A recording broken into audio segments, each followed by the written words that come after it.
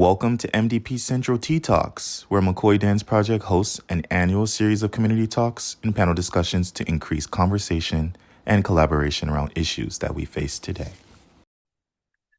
Good evening, everyone. My name is Derick McKoy Jr., and I'm the founding artistic director and CEO of McKoy Dance Project.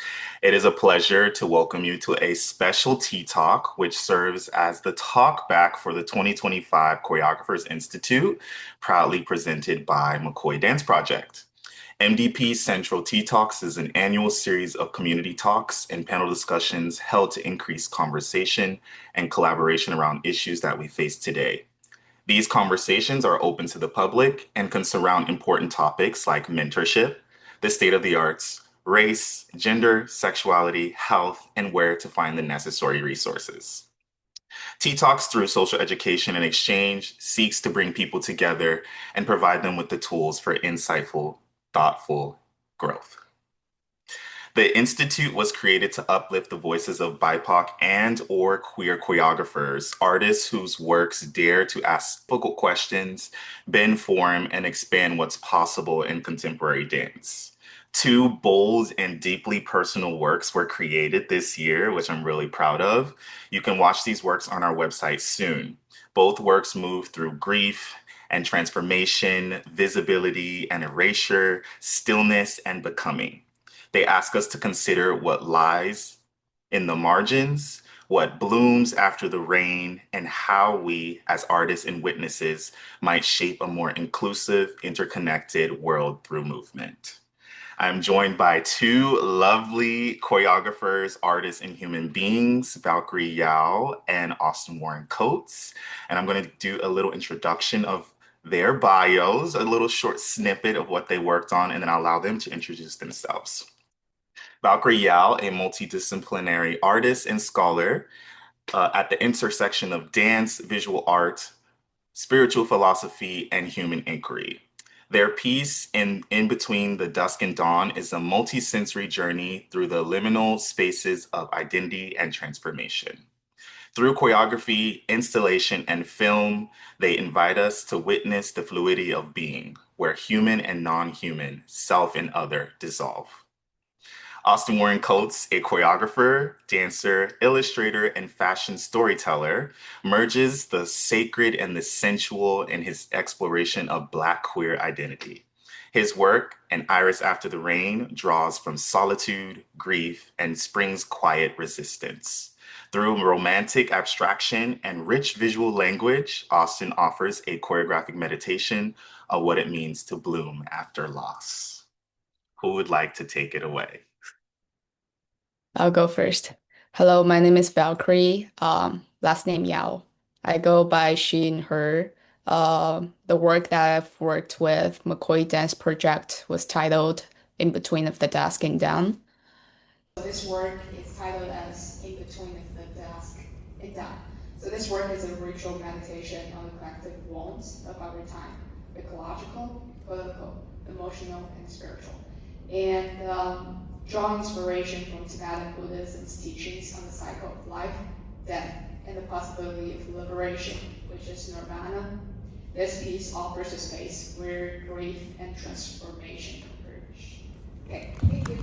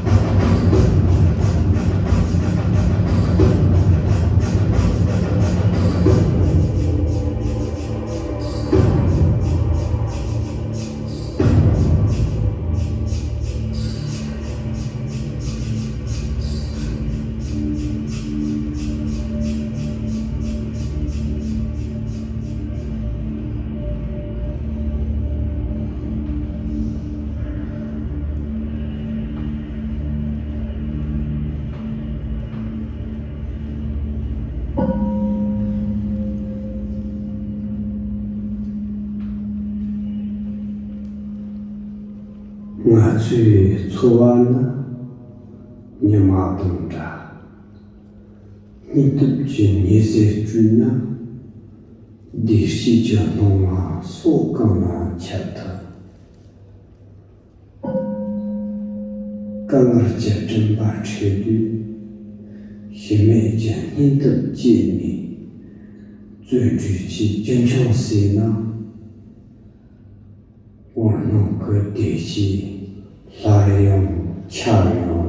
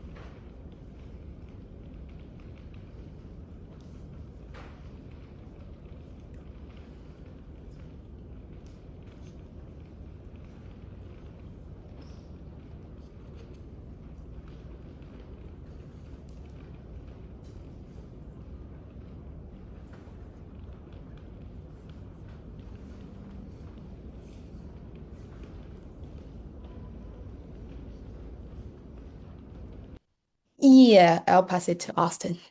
Ooh, I'm Austin Warren Coates. My pronouns are he, him, his, and they, if possible. Um, and I choreographed an excerpt or work in progress, An Iris After the Rain. Have any of you ever seen an iris after it's done raining? Yes? No? Well, if you've seen like the deep blue, indigo, purple, its wilted nature, I strive to get to that feeling of after grief, that feeling of I'm still beautiful through any pain, hurt that I've encountered. That was the intention behind this piece, and that is the inspiration behind it. So I'll keep it short and cute. That's it.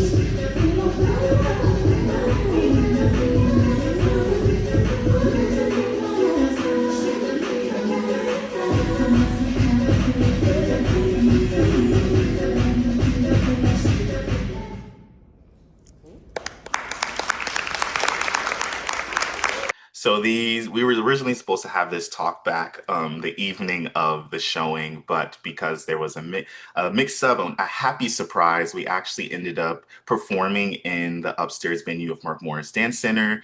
We joined our showing with another event, the Revenue NYC, which we're really grateful to have full stage lighting versus being stuck in a small studio. So thank you to Revenue NYC for that opportunity. And I have seven questions for our choreographers today to get through so you get to know them better and more about their process and what they created during this time.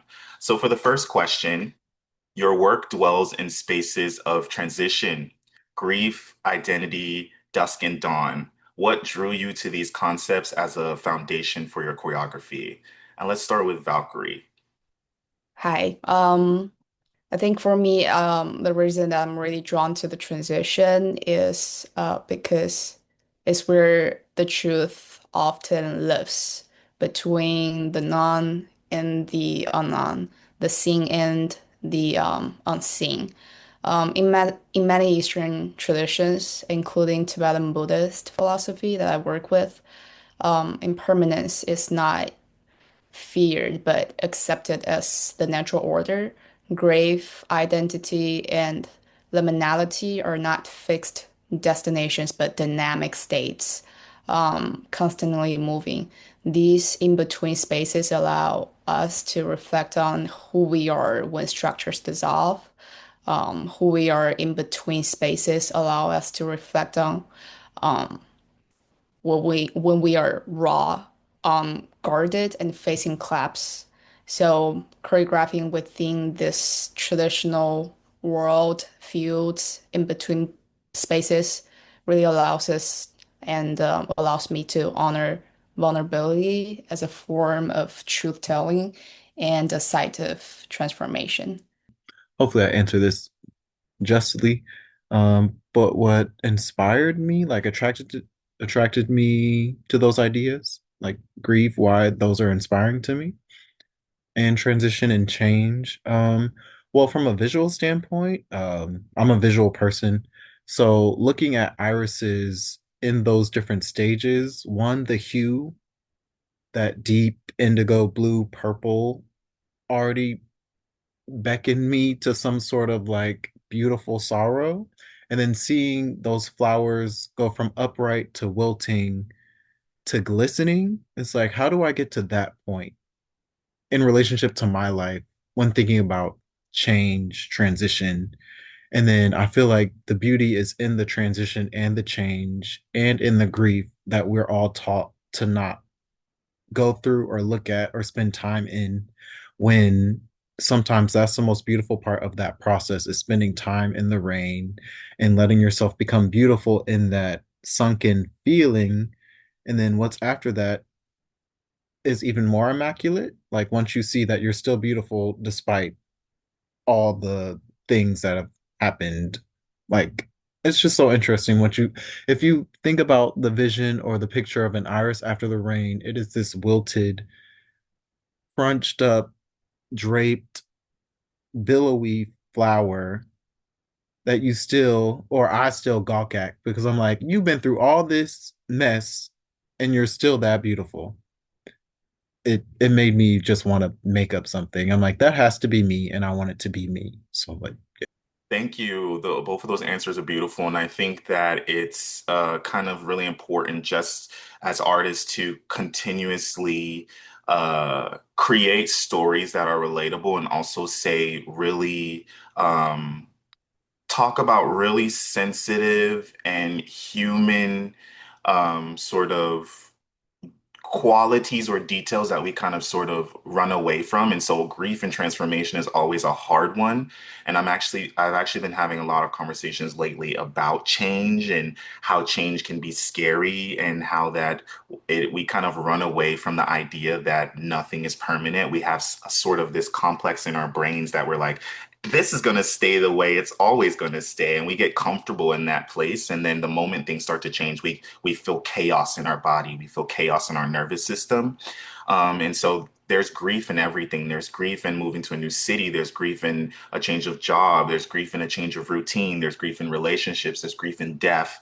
There's grief in the day. You grieve the day that you are leaving, that you're behind. So yeah, I think these are very interesting concepts, and I'm very happy to see more artists are diving into the hard and beautiful and complex concept of grief and transformation, because that forever will be new. It's kind of like the river. You never step in the same river twice, because transformation is always moving. We're always going through chaos, and chaos does not mean bad. Chaos does not mean destruction. Chaos means change, means everything is always constantly moving.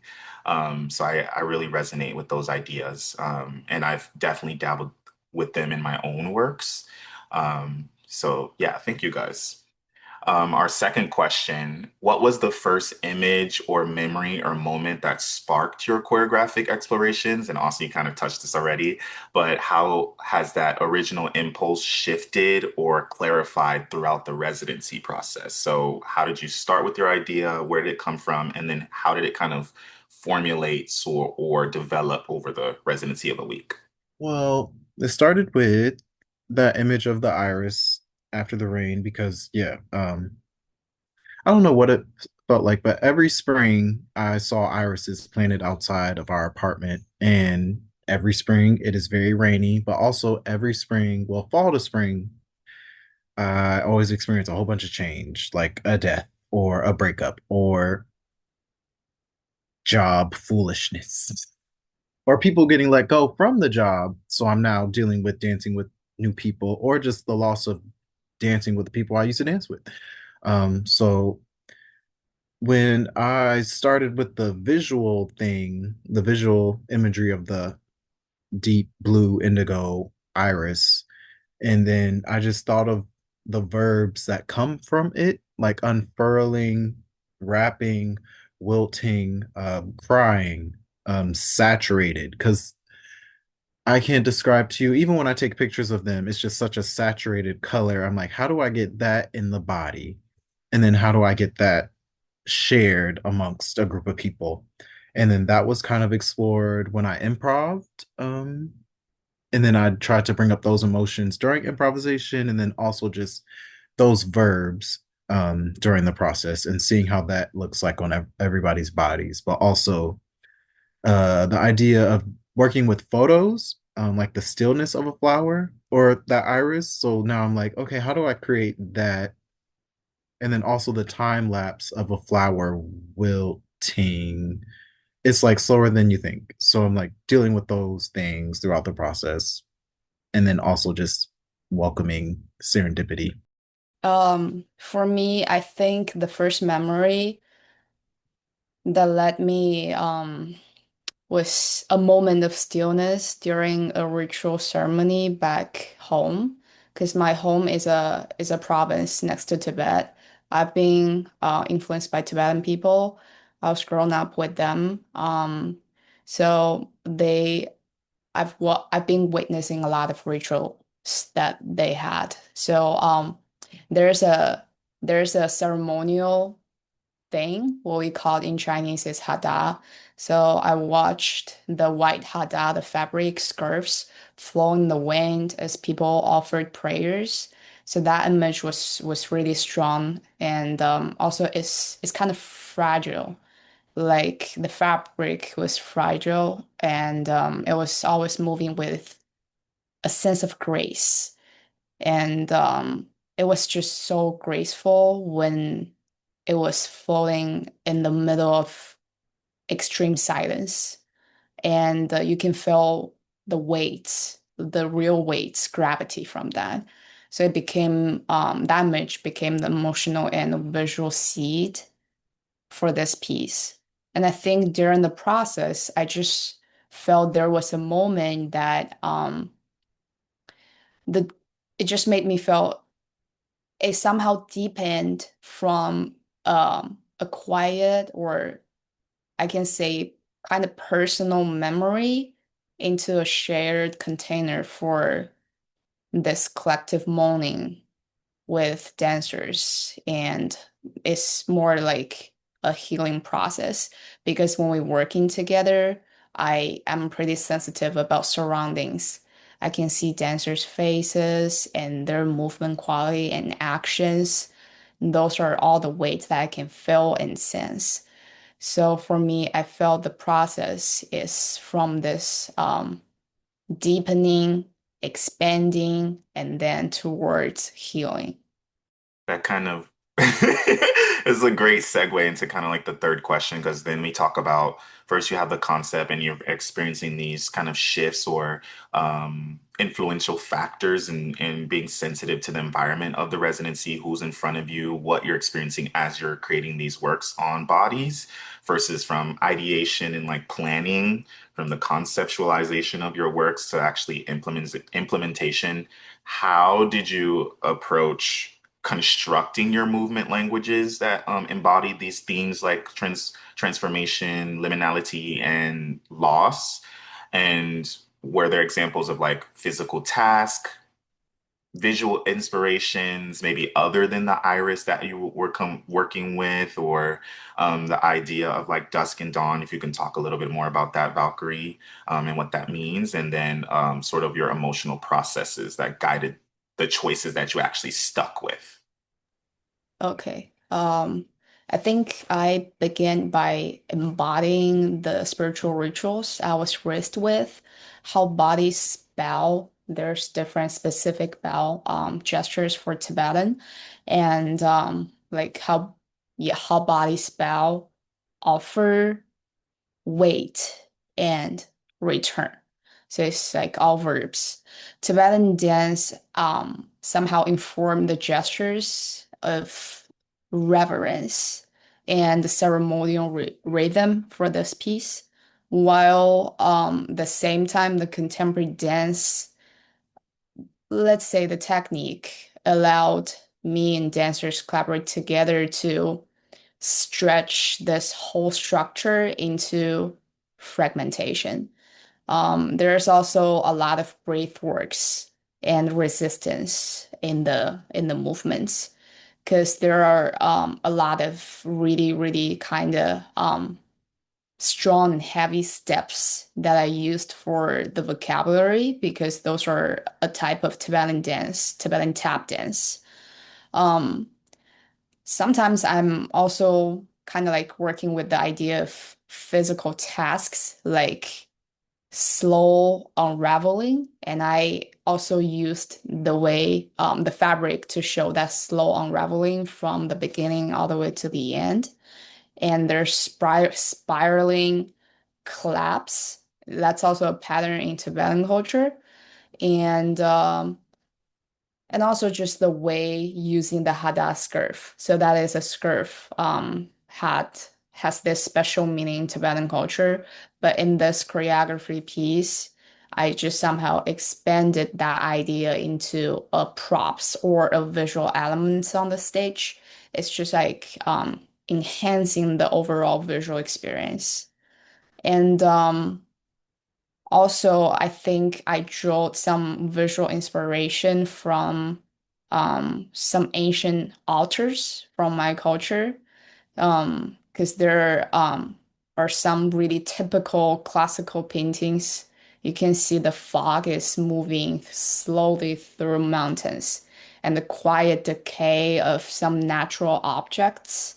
And emotionally, I think I focused on memory as a somatic archive. So it can allow this loss to speak through the body rather than intellectualizing it, if that's the word. Yeah, and so for the people who did not see Valkyrie's work, there is a long, long, long red scarf that is sort of used as a prop in the first section of the work. And then this long scarf is placed in a sort of horseshoe around the stage where the dancers use as a space of a center or homing. I think of it as a homing beacon that they're moving through each other and creating this sort of ritual community and rhythmic steps inside of this red horseshoe on the stage. Uh, so when I'm thinking of movement vocabulary, considering my background and where I come from, I can be a little athletic, and then also I feel like sometimes vocabulary is reflective of where you are at the time. So at the time, I hadn't been dancing. So I remember the first day of rehearsal, I had some things I wanted to get off my chest because I was just going through some things, dealing with grief and just around that. So I improv the first day of rehearsal and was like, pick up what you can, or what did I do? And that kind of thing. And then what came from that was one of the base phrases, other than some phrases that I had made in another residency. But typically, again, working with those emotions, like maybe thinking of an argument or some sort of loss, and embodying that through movement or improvisation, um, and still the same image of the iris, dealing with that image, but also again taking or not taking, but using the verbs that I was talking about earlier, but unraveling, unfurling, uh, wilting again. It's a lot of that. And then from that, some things would grow into almost meaningful things. Like I was like, oh, let's build a flower, or can we build this image that I saw? And they all just get along, like clump on top of each other. And I'm like, oh, this looks like a shelter. And then sometimes I'm like, oh, sometimes that happens in my process where things just subconsciously come out in the work. Like, oh, that's probably what that means, and that's probably why I did it. Or me just attaching meaning to something that I saw. Like, oh, now I see why it happens. But I saw that there was like a collection of flowers and it looked like they built a shelter for the bottom flower. And I'm like, oh, I feel like that's what I've been wanting this whole time in grief was just some shelter from the rain. And then once they test out to see what it's like to dance in the rain, they get to experience like, oh, this isn't that bad to feel this heavy weightness, or they just experiment what it feels like in that. Um, but yeah, I think that is basically how some of the vocabulary came about. Just a whole bunch of experimentation, verbs, and then similar to Valkyrie, embodying the feelings that I've been feeling for the past whenever I moved here to New York. Mm. So the transitions that you've had in your life really informed not only your inspiration behind your movement, but really kind of like the theme of your works that you felt up to now. Hmm. Beautiful. And it's just really making me think about, I'd say probably my works that I created on the company in 2022. And I actually made two direct works in 2023 that were about grief. I made a 26-minute duet. And it was dance theater and it was talking about grief and relationships. And then I made a 20, maybe 4-minute work that was grieving my grandmother that I never mourned, who passed away in 2017. And so that like we made it in 2023. So of course that many years later, I'm just now kind of unpacking and how I felt and like dedicating that work to my mother. So of course, like I'm saying, like grief is super important and it shows up in different ways for everyone. Um, so yeah, it's just very beautiful to hear you guys talk about that. Um, in your applications and in your explorations as a choreographers, you both discuss kind of finding your own authentic choreographic voice. What have you had to unlearn in order to hear your voice more clearly? And what influences or inspirations that you guys normally carry with you that you feel like you are actively trying to let go of, or things that you learned in the past or were inspired by in the past that you're trying to grasp more onto? I would say for myself, after being a company dancer with a monolithic company, so like one voice, we do all the rep from his one voice. So I've been doing that for about 5 years. Some of the things that I'm taking with me are the things that feel natural and the things that serve the process. And then some of the things that I'm trying to unlearn are that I have bad intentions when those things come up. Like if I'm improving and then a step from what I've done for the past 5 years comes up in that process, I'm like, oh, it's not a bad thing. It's just something to be aware of. And like, okay, do you want that? Does that make sense here? Should I be using that? It's like, am I it's like I have an English piece and I just throw in some Spanish. I'm like, oh, does that make sense here? Is that really authentic? If that makes sense. Or is it purposeful? So yeah, I've been trying to learn and unlearn that type of thing while getting back to the true essence of what I like to do as a dancer. But yeah, it's gotten easier, especially after this process and seeing it on your dancers. I'm like, oh, the things that I want to do are possible, and the things that they can do are wild. They're wild.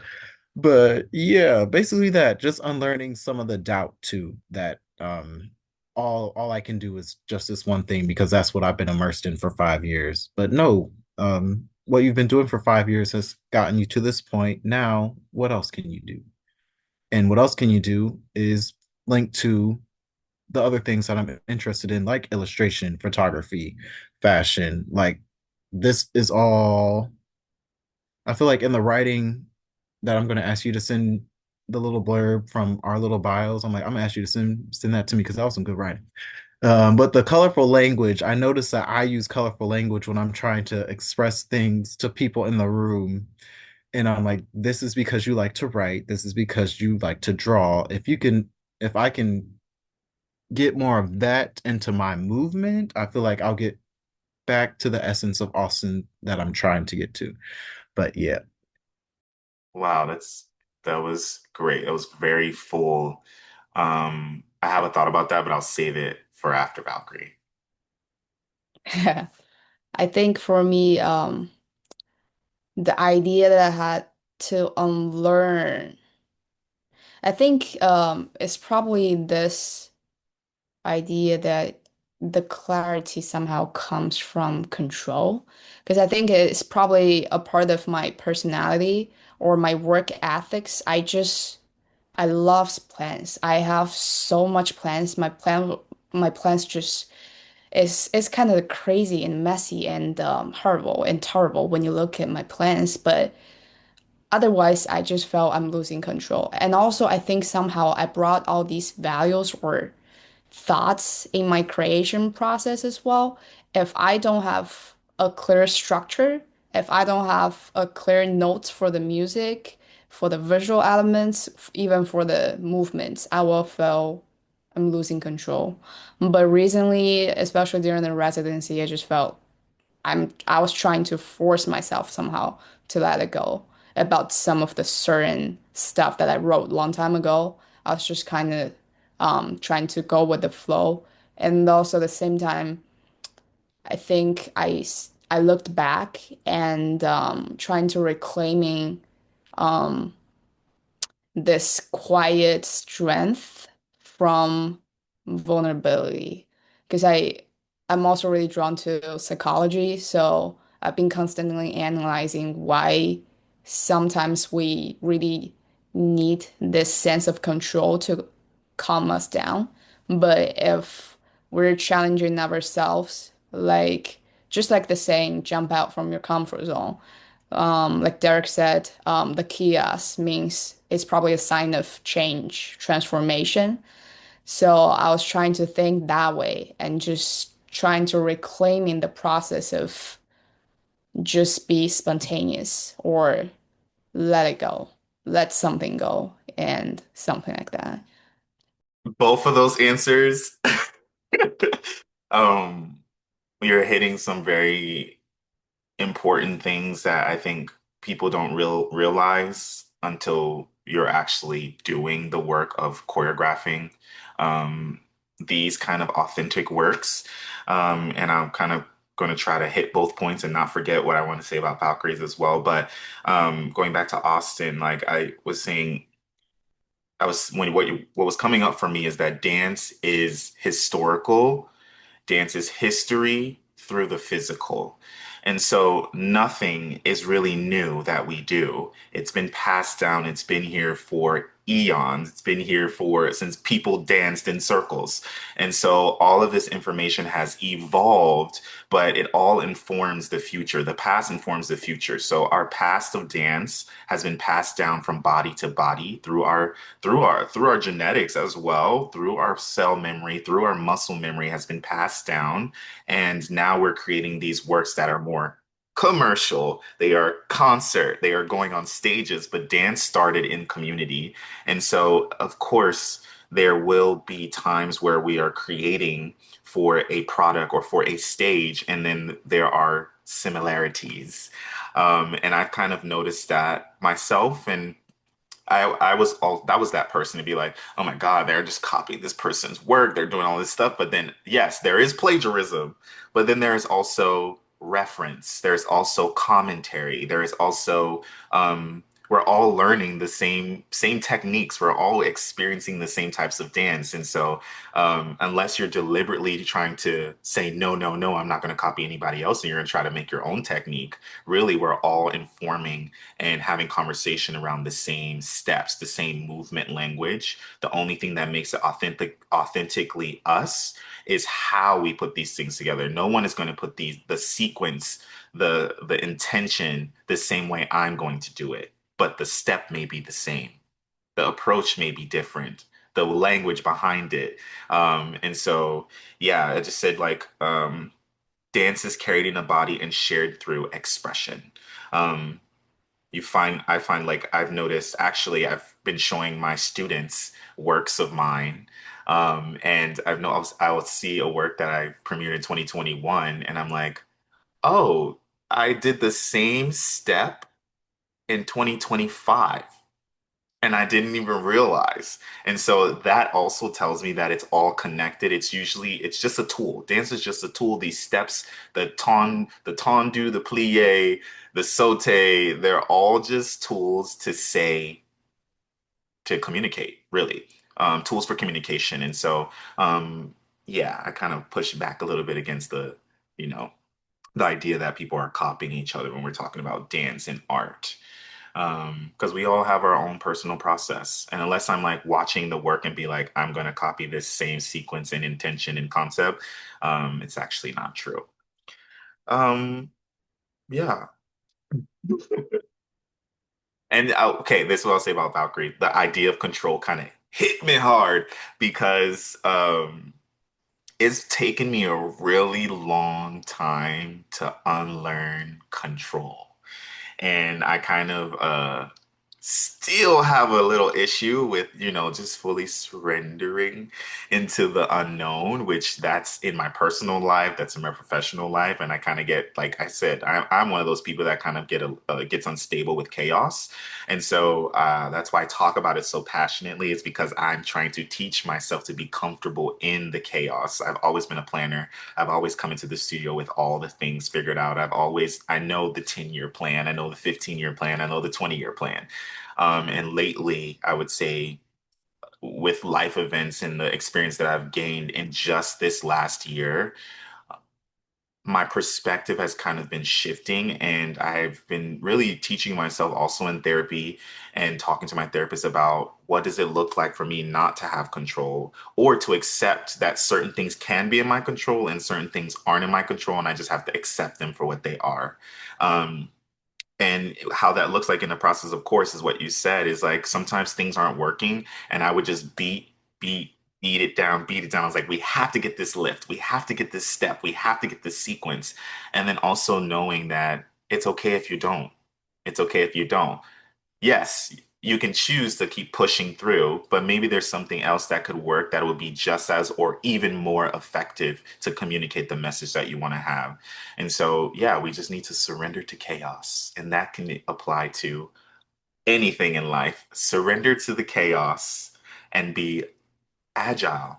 We need agility. We need adaptability. And of course, like we've had conversations about this in our one-on-ones. There needs to be fun. It has to be fun, because then it just fuels you in a new way versus the weight of being an artist, the weight of your job, the weight of having to pay bills, the weight of living in whatever country you're living in, sort of start to creep in and sucks the life out of you. And what we're doing is really important and impactful.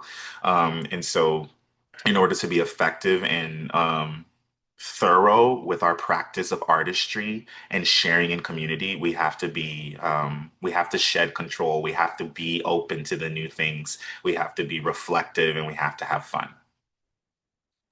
A What are lot. your signs? Wait, what are your signs?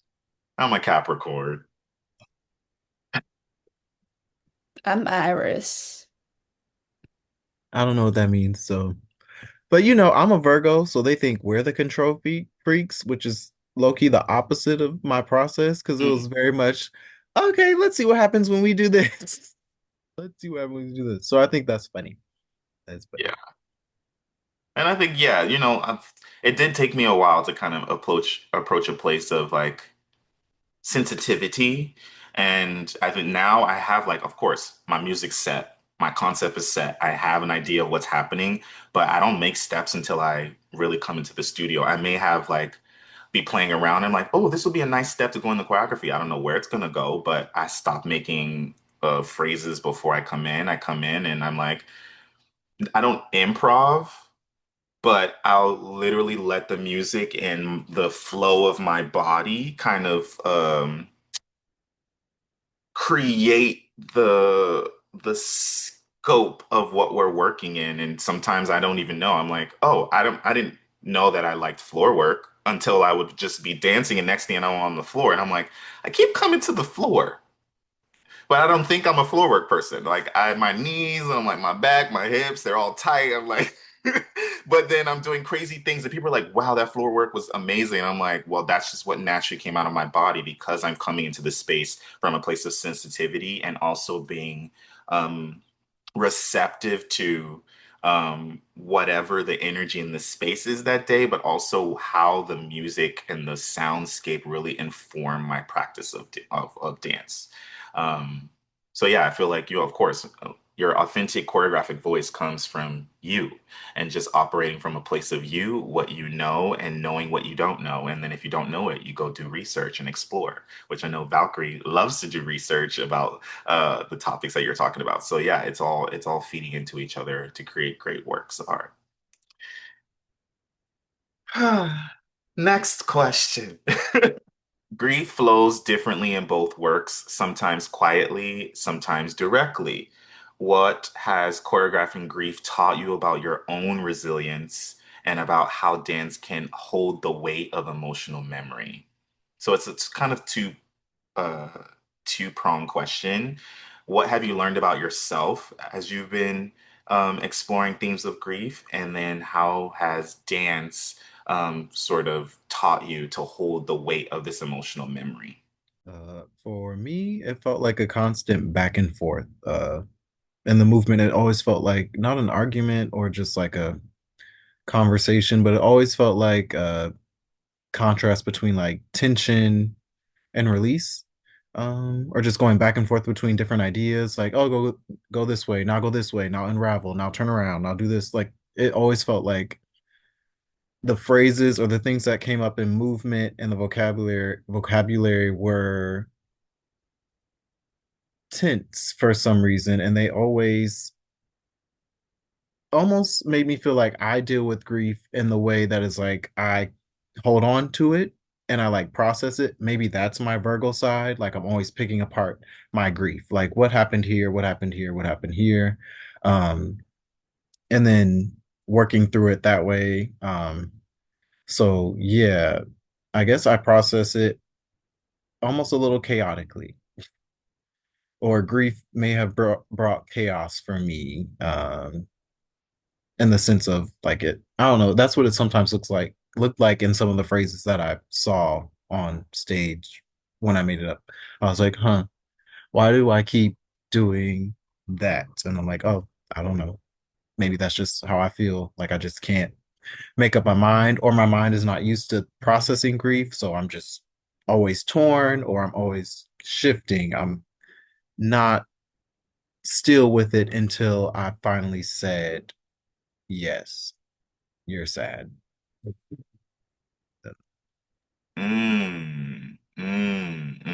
I was saying the whole time you're talking because I can see that. And also like just thinking back to the work, which like I said, both the works were so beautiful, but there was like a kind of like um franticness and sort of direction changes in terms of like I'm here and then I'm there. And that's kind of just giving me the image of just being at the fork in the road of grief and just like not knowing which path to take down. Like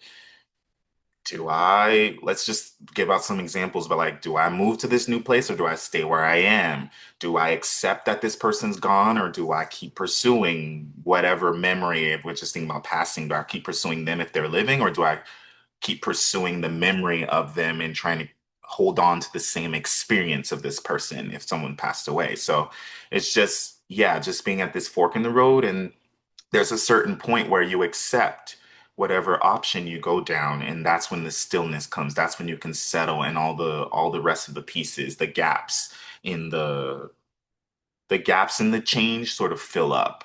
Otherwise before then it's kind of like there's too many holes and so I can't focus on any one thing because everything is kind of in flux. A little more, because sorry, because I'm thinking about one time I had there's like a phrase, it's really a find your leg phrase because it's a lot of it is on one leg, like, oh, you're here, and I'll shift to the other leg, and I'll shift to the other leg. So it's about like finding balance. But I remember when I was working with Tyler, they I remember just being like, stop. And then there's a part where you just almost wilt, or it's like an attitude, but you keep pitching over, and then you go on, and then you go, and then I'll stop, and then go. It feels like that with the whole fork in the road chaos thing. Like, oh, I'm going to sit with it. But what about this thing that happened the other day? But no, it's okay. I'm not okay. That kind of thing. That it made me think of that moment with working a little bit with Tyler, telling them, okay, stop, go, stop, go, that kind of thing. Excuse me. No, it's okay. It's like it's a conversation we can go back and forth. But what I heard in that was like, kind of realizing that it's okay to not be okay. And we all need this reminder. And I tell myself this, and I tell my partner this, and I tell other people this. It's okay to not be okay. And sometimes it feels like because we have to maintain certain level of productivity or um, we have to make give other people a certain amount of access to us or our job certain amount of access to us that we feel like we can't be not okay. But it's okay to acknowledge where you are in a moment and stop and then let the chaos come back in and then you stop. Just stop and just be okay with what's happening because that's a part of the process. It's acceptance and also letting go. And while that's happening, the other things that are not in your control are still going to be trying to knock you upside the head. So, yeah, it's a lot about acceptance. Grief really teaches us patience because we want to run out of the grief. We want everything to be okay right away. And it also teaches us acceptance, the art of acceptance. Yeah. That's a piece right there. I felt wow. Okay. Uh, I felt the movements that we are choreographed, or planning to choreograph in the future is somehow a visual manifestation of the grief that we've been talking about. Um, but those grief oftentimes is inside, is unseen. But through um, the choreography, we can bring it into the reality, give it a tangible or physical um like structure to be seen in this world. And also want to somehow follow up with the thing that we talked about, the grief and all those natural kind of process happen just so naturally, but we're like, oh, the kiosk kicked in, but it's not always bad. I think it's because long, long, long, long time ago, I think I read a somehow an ancient literature from my culture, and they were saying one sentence that I will never forget. The sentence was like, from we're young, we've been reading so many books. We walked so many places, so many cities. We smelled so much smell. We ate so much food. We encountered so many people. And for dancer, for us, we danced so many movements. So what's the point for the end? Are we gonna still remember all the knowledge that we learned? Are we still gonna remember all the special taste and smell? Of course we cannot because we're human being. But what will really last forever and last to the end is at some moment in the future when you encounter something, and that's how we call it somehow like deja vu. And those familiar memory from the past, old past, and the knowledge you somehow absorbed from your elementary school, well, but kicked in, and you're like, oh, that's why. That's why when we're talking about grief, I always wanted to just shake my head, just knock my head. It's just really simple, but why? It's probably because as a woman, as an Asian woman, we had a really bad history. At that time in the patriarchal society, whatever the husband we're talking about, we don't have the rights to speak. The only thing we can do is yes or no, yes or no. It's just like a natural reaction, like a tamed animal. So when the grief kicks in, I don't know what beautiful movements or some kind of cool movements that I want to choreograph, but I just want to somehow naturally, it's just like that. So that somehow reminds me that. And also, I just felt grief sometimes is just so quiet and soft. It's not always loud because we've watched so many movies and we saw a lot of actors. Well, for me, sometimes it's kind of cringe, yelling, screaming. But I felt if the real grief is just like I don't know, a punch really, really deep inside of your heart. And just everything paused in that moment. It's like a stillness in between, really saturated, like Austin, just so bright, and you don't even have time to react, but it's just like, "Ooh," and you feel them all. Yeah. It's a brightness in the silence. Yes. A beautiful image. It's bright, but it's silent. Um, yeah, and I just a personal anecdote, like when my grandmother passed away, I wasn't able to attend the funeral. And I was in New York and I was in school and I was dancing and um I didn't cry. And I didn't really tell anyone that she had passed. I just kept going to classes and kind of just let life keep going. And so it took me, I think I had a dream 2 years later about her, and it was like I was actually at a memorial service, and there was this big, beautiful butterfly statue that people were erecting in her honor, and I like remember just people wailing in the pews and in the seats in this cathedral. It was beautiful, and people are screaming, and I'm just like watching emotionlessly at this statue being erected, and there's someone like boo-hooing next to me, and then I turn to this person and I go, "She really loved butterflies," and then I walk out. And then I woke up and like it that like I tell people this story because not many people know the concept, the conception behind that work. But I woke up from my dream and it was like 3 a.m. and I was like, what? This very weird statement for me to say in my dream, and I don't even know if that was true. So I called my mom and I was like, I call her mama, my grandmother. I was like, does mama like butterflies? And she was like, I don't know, but I remember I bought her a butterfly t-shirt. Um, a butterfly t-shirt that she wore all the time. And in my memory, my brain clicked and I went back to when I was like 3, 4 years old. And I remember my grandmother wearing this butterfly t-shirt. And it's so funny that in my grief process, in memory of her, that it triggered a dream that had butterflies in it. And then I found this fact that my grandmother had this butterfly shirt that it was just so surreal at that point. And so like I made the piece, it's called Our Field of Butterflies. And so yeah, it's just like it really does just live in the body and every all the our personalities, our lived experiences up till today are all specks of memory that are subconscious and conscious. And so that's how we operate. And so it adds an even deeper level of complexity as we're artists and we're trying to share these real human qualities. And I say that it's real human qualities because all of us work in narratives. Of course, people can make abstraction dance, and we're like, we're just going to see how these steps go together, or we're just going to listen to music and see how that manifests. Like those kind of research is also valuable. But what we do, and what I've seen you guys do is all storytelling in some sort of way, an exploration of human qualities. And so it becomes very complex when we're actually doing self-research and trying to understand how our lived experiences come out through connection, community, and through our bodies. So thank you.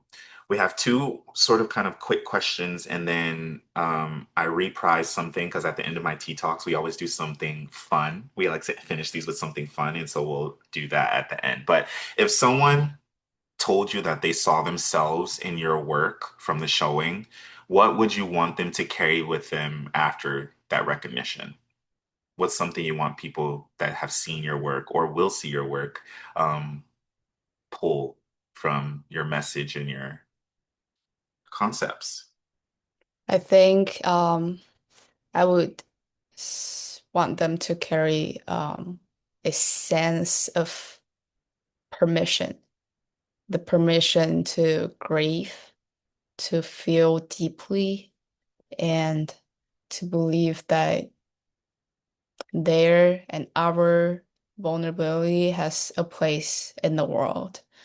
Um, I just hope that we can all carry the knowing of that the transformation is possible, even in the face of claps. Um, yeah, and maybe we can all carry away a small sense of reverence, like a reverence for the earth, for our planet, for the ground, for the sky, for the stillness, and for our shared memory. This made me think about, and hopefully my laptop doesn't do the thing where it overheats. Um, but this made me think about the name that I want to call my company when I make one. Um, it's either going to be Warren's Gospel, which is just my middle name, and gospel means good news. And I think in Hours After the Rain, if somebody saw themselves in that or something they could leave with, is that on the other side of it, getting through it is just as beautiful as the other side of it, is what I would like somebody to leave with. Um,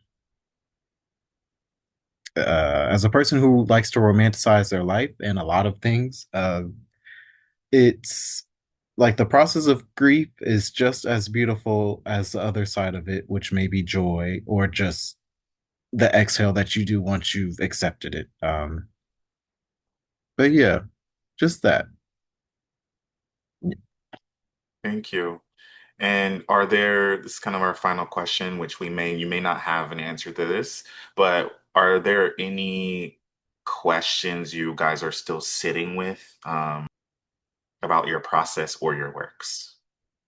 I don't know if I have any questions other than I want to keep working on it. Like I want to finish it, and I feel like more questions will come up with that process because I can get all in my head, but then once it's like hands on, even more questions just happen. I don't even have many questions right now. I just want to get back to it so those questions can come up. I felt I'm the same. I think it because it's a work in progress, so it's still to be continued. And to be honest, I would love to hear more questions from anyone, everyone except me. Yeah, it's a good part of the process. That's always been my favorite part about being a performer and a choreographer is it's more, I don't want to say gratifying, but it's more rewarding for the conversations that happen after the fact. Because I know, Valkyrie, we talked about the death of creating. Like once you create a work and you're like, oh, that was it. And like, or a death of like performing. You're like, I worked so hard for months and months and months, and I get this one performance and then it's over. It's so real. And so what actually fills me up is to hear the feedback, but also kind of what people noticed in it, what they related to, what they didn't relate to. And then sometimes you hear something, you're like, oh, okay, I hear your criticism, but it's not criticism. It's like that's just not what I was going for, but I see you pulled that out, and that's also valuable. And that's the conversations that happen around art. There is no right or wrong. Um, even though it's kind of hard to say like there's a good piece and a bad piece. And like I've seen some works that I've truly have not liked, just in my experience of watching stage. But I know they're valuable to someone, and as long as you impact one person or have a conversation with one person or spark an idea in someone's head, you did your job as an artist. So yeah. Okay. Something fun. Kiss, marry, kill. First topic, roses, tulips, or sunflowers? Wait, what? You have to kiss one, you have to marry one, and you have to kill one. Roses, tulips, sunflowers. I might kill roses. Oh, I see them everywhere. Mary, kiss, Mary, kill. Mary sunflowers. That's my favorite flower, I guess. And mhm. I'd kiss a tulip. I think they smell okay. Um, okay, I would kill the roses too and marry with tulips. and kiss sunflowers. Hmm. I'm kind of like a mix of both of you. I would not kill the roses. Roses are gorgeous. I would kiss the rose. I would kill the tulips, and I would marry the sunflower. But roses have thorns. So kill them. Tulips have two lips. So kill those. Sunflowers are just everything. Why would you not marry sunshine, oil, sunflower oil, you I know? mean, I did marry the sunflower. I just the rose and the tulip situation. Just because someone is a little dangerous or edgy on the outside doesn't mean that they're bad. Okay, next one. Kiss, Mary, kill. Instagram, Facebook, Snapchat. I'll kill the Snapchat because I never use it and I know there's some trouble happened when I was teaching university. My students, they were using Snapchat did something bad. It's like bully app or something. And I will kiss Instagram and marry with Facebook because I don't really use Facebook. So if I'm going to marry it, it's just gonna be there and don't bother me something. No. I feel like I might do the same. I might do the same. It's Snapchat and Facebook for me because Snapchat is for DL men. But not in my opinion, that's what it feels like sometimes. Because I'm like, Snapchat just makes me think of high school and that You feel like Instagram feels Snapchat short and has sweet. stayed like sexual. Hmm. Okay. I'm like that, it stayed there. I'm like, I don't need that. And Facebook just reminds me of family. So I'm like, I could marry family. Yeah, marry family, kiss Instagram, short and sweet. Yeah, Snapchat can die. I would love to kill all of them. But I would probably do the same. I'd probably kill Snapchat. Just because it has kind of some very bad parts and it's fun to like, kind of message people and like see their face and like it'd be a fleeting moment and then it's gone. But then also Instagram has it now and you can also do that in messages and you can send a picture and then it'd be gone. So yeah, I think I'd actually marry Instagram. No, you guys are kind of changing my mind. I feel like Facebook feels more like it feels more familiar. It feels more adult. It feels more grown. Instagram feels like it's so flashy and trendy, and so I'm like, of course, I'm like, I feel like Instagram is more the showy thing, which is kind of what attracts me to say marry. But I think Facebook is more like the mature partner. Instagram's the partner that's gonna break your heart, so you should just kiss them and like leave them. But then Facebook, you should marry because they're going to take care of you for the rest of your life. Kiss, marry, kill. Yves Saint Laurent, Louis Vuitton, or Gucci. Kill them all. I like to thrift. Kill them all. Oh, I'm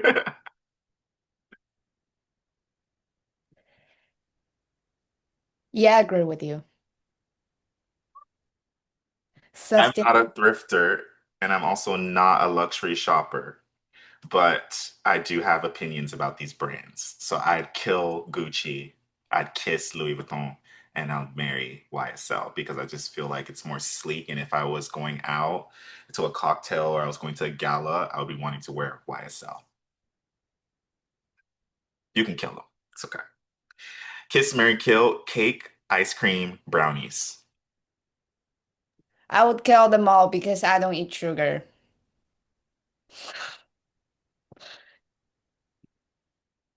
What? Yeah, I had this problem of sugar. I don't know. I just stopped eating sugar after 2019. If I accidentally eat sugar, I will feel dizzy and I will somehow I just felt my mind, my soul is not here anymore. I'm floating in the air. So no sugar. Ha healthy life. Wow. Are there specific cakes? You can any cake. I would marry cake if it's carrot cake. Yes, I'm an old man. Um, I would kill ice cream, kiss brownies. I would marry ice cream. I love ice cream. Um, oh, my brownies, my heart. I would kill cake. I'm okay without it. Um, and I kiss brownies. But that does kind of hurt me to say I'd kiss brownies. So I feel like I'd be betraying them, but ice cream would treat me better. I Even recall my lactose intolerant. What'd you say? I said I recall my statement. If all these three have sugar free, I will take it. So what's your order? Um, cake, ice cream, and brownie. Mm, you'd kill the brownies. Mhm. Sad. Okay, last one. Kiss, Mary, kill. R&B, pop music, or house music? Kill pop music, kiss house music, marry R&B.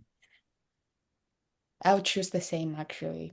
We're all unanimous on that. I'd kill pop music, I'd kiss house music, and I'd marry R&B. I love R&B. Yeah. Like in the middle of the night with the one of just a one. Just laying down vibes. Well, that's all we have for today. Thank you, Austin and Valkyrie, for joining me as we discussed your works and your process. I wish you both all the best. Of course, we will continue talking over the next 12 months about how to support you over your choreographic journeys. For our viewers and listeners, we hope to see you soon. Bye. So, what's the big deal? McKoy Dance Project MDP is an electrifying nonprofit contemporary dance organization that provides safe and equitable platforms for everyone, especially marginalized bodies, to share, to grow in common experience. If you'd like to learn more about MDP, how to take a class with us, or see us perform, check us out on Instagram or Facebook at McKoy Dance Project. You can also find us at our website, mccoydanceproject.org. With love and light, we'll see you soon.